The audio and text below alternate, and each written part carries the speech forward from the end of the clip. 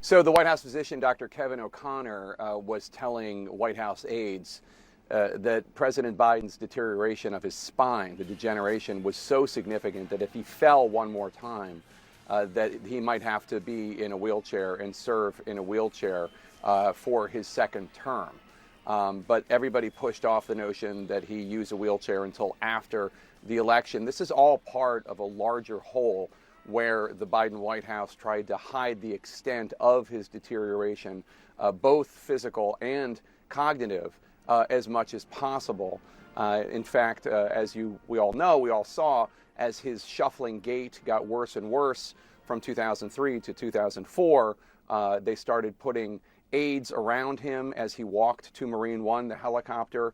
That was to kind of hide from public view how bad his gait was, how bad his walking was, his shuffling, and also in case he stumbled again to make sure somebody was there. And this is just of a piece of an overall campaign to try to conceal from the American people the extent to which the president was really struggling to do his job.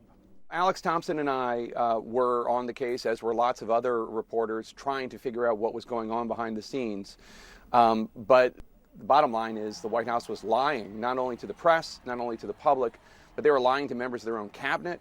They were lying to White House staffers. They were lying to Democratic members of Congress, to donors about how bad things had gotten.